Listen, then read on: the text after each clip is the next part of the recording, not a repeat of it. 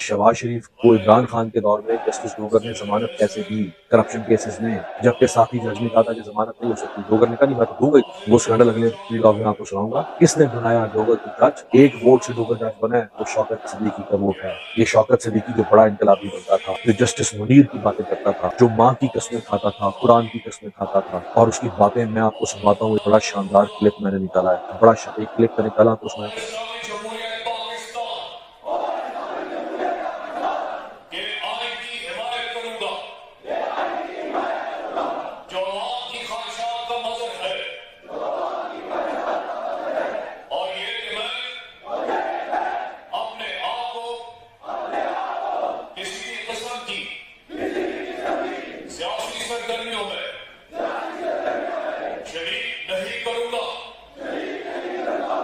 یہ کلپ آپ سنیں اور آپ دیکھیں کہ اس ملک میں اتنی بڑا اتنی دو نمبر اتنا جھوٹ اس ملک میں، تو وہ دودھ میں پانی ملانے والی ملاوٹ جو ہے یا کھانے پینے کی چیزوں میں ملاوٹ جو ہوتی ہے وہ تو بہت وہ میں سمجھتا ہوں وہ بہت غنیمت ہے اس ملک میں۔ وہ ملاوٹ تو بڑی غنیمت ہو گئی ہے جتنی ملاوٹ اس ملک کے انسانوں میں۔ یہ جو میں آپ کو سنوانے جا رہا ہوں ویڈیو اس سمے، اور آپ دیکھیں کہ جو شخص آج سے صرف 6 سال پہلے جو شخص آج سے 6 سال پہلے یہ باتیں کر رہا تھا، آج 6 سال کے بعد وہ جن کے خلاف تنقید کر رہا تھا آج انہی کے بنائے ہوئے نظام کے حق میں ووٹ دے رہا ہے، اور کہہ رہا تھا کہ تانے مارا تھا جسٹس ارشاد حسن خان کو جو مشرف کے زمانے میں چیف جسٹس تھا، جو بعد میں الیکشن کمشنر بن گیا، اور مشرف کو اس نے آئین تبدیل کرنے کا اختیار دے دیا۔ یہ شوکت صدیقی اس جسٹس ارشاد حسن خان کو تانے دے رہا ہے کہ تم صرف 3 سال کی نوکری لینے کے لیے تمہیں اسپیڈ بھیج دیا، اور اس شوکت صدیقی نے بھی 3 سال کی نوکری لی ہے۔ 3 سال کی نوکری، کل میں آپ کو اس کا ثبوت دکھا چکا ہوں کل کے بلاگ میں۔ 3 سال کی نوکری لی ہے 6 دسمبر 2024۔ کیا تم نے بھی 3 سال کی نوکری کی اپنے زندگی بھیج دیا؟ یہ ذرا اس کی ویڈیو دیکھیں۔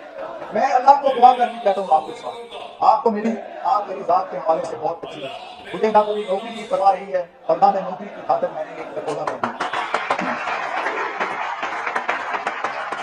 آج کے اس دور میں اگر جسٹس منیر مولوی تمیز الدین کیس کا فیصلہ دیتا یا 200 کیس کا فیصلہ دیتا تو یہاں کے عوام اس کی کوٹیاں نوچ کر گھروں کو ڈالیں۔ یہاں کے لوگوں کو اس بات کا پتہ ہی نہیں ہے کہ جسٹس منیر نے پاکستان کے ساتھ کیا کیا۔ ابھی تک لاء کے اسٹوڈنٹس کو نہیں پتا کہ اصل میں ہوا کیا ہے۔ اور بدقسمتی ہے، یہ بدقسمتی ہے کہ جسٹس منیر کا کردار ہر کچھ عرصے بعد زندہ ہو کے سامنے آیا۔ وہ کردار ذوالفقار علی بھٹو کی شہادت والے کردار ہو، وہ کردار ارشاد حسن خان کی صورت میں ہو، وہ کردار شیخ ریاض کی صورت میں ہو، وہ کردار موجودہ دور کی صورت میں ہو، یہ سب جسٹس منیر کی ہے۔ یہاں بات کرتے ہیں یہ جسٹس منیر جس نے پاکستان کی قسمت کا اس انداز میں سودا کیا کہ جنرل ایوب خان کی کابینہ نے یہ وزیر قانون کا سودا کر کے بیٹھا۔ اور آپ کو پتہ ہے 1962 کے آئین میں پہلی مرتبہ پاکستان کے نام سے اسلامی جمہوریہ پاکستان ختم کیا گیا، اور یہ اس وقت کی اسمبلی کو اعزاز جاتا ہے کہ انہوں نے پہلی قرارداد یہ پیش کی کہ اسلامی جمہوریہ پاکستان میں صرف ارشاد حسن خان 3 سال سے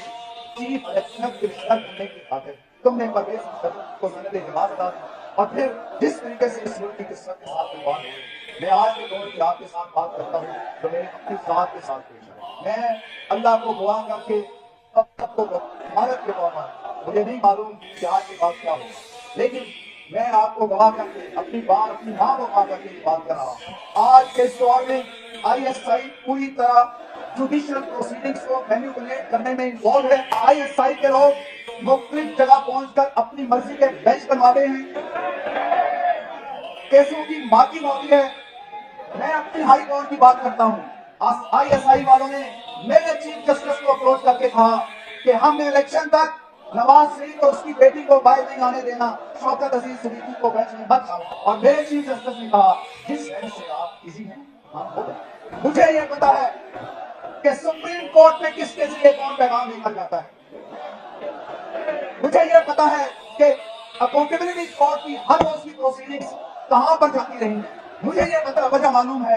کہ اسلام آباد ہائی کورٹ کا اسٹیچوٹ کے مطابق ان اکاؤنٹیبلٹی کورٹ پر ایڈمنسٹریٹو کنٹرول کیوں ختم کیا، تاکہ وہاں پہ کل کوئی جج جا کر تفصیل کرے۔ آپ سے یہ باتیں اس کی گفتار آپ نے دیکھی ہے، اس کا عمل کیا کہ یہ جسٹس ڈوگر کے حق میں ووٹ دے کے جسٹس ڈوگر کو چیف جسٹس بنا۔ وہ جسٹس ہوگا جس کو ریاست اور یہ ہائیبرڈ نظام لاہور ہائی کورٹ سے اٹھا کر اسلام آباد ہائی کورٹ میں لایا، وہاں کے سینئر ججز محسن اختر کیانی اور باقی جو ججز ہیں ان کے اوپر لا کے بٹھایا، سردار اعجاز اسحاق خان صاحب کے اوپر، طارق محمود جہانگیری کے اوپر، میاں گل حسین اورنگزیب کے اوپر، سمن رفت کے اوپر، جو وہاں 5 جج جو جج اسلام آباد ہائی کورٹ میں اس وقت مزاحمت کی علامت بنے ہوئے ان کے اوپر لا کے بٹھایا، اور جب سے جس ڈوگر کو لایا گیا اور ڈوگر کے ساتھ جو باقی 3 ججز کو لایا گیا، جب سے ان کو لایا اس دن سے آج تک تحریک انصاف کو اسلام آباد ہائی کورٹ چلی تھی، اس دن سے آج تک تحریک انصاف سے عمران خان کی کیسز نہیں چل، اس دن سے آج تک عمران خان سے ملاقات کا حکم دیا جاتا ہے اس کو عمل درآمد نہیں کیا۔ شوکت عزیز صدیقی جو کہ اسی ہائی کورٹ کا جج رہا ہے، وکیل رہا ہے، کیا اس کی آنکھوں میں بھنٹے لگے ہیں؟ کیا اس کے دماغ کے اندر بھوسا بنا ہوا ہے؟ اس کو نہیں پتا کہ یہ سب کیا ہو رہا ہے، کون کر رہا ہے، کیسے ہو رہا ہے؟ اس کو اس زمانے میں یاد آ رہا تھا کہ عدالتوں میں مداخلت ہوتی ہے، اس کو آج بھی نظر آ رہا ہے عدالتوں میں مداخلت، اس کو اسلام آباد ہائی کورٹ کے 5 ججوں کا خط یاد نہیں ہے جو انہوں نے لکھا تھا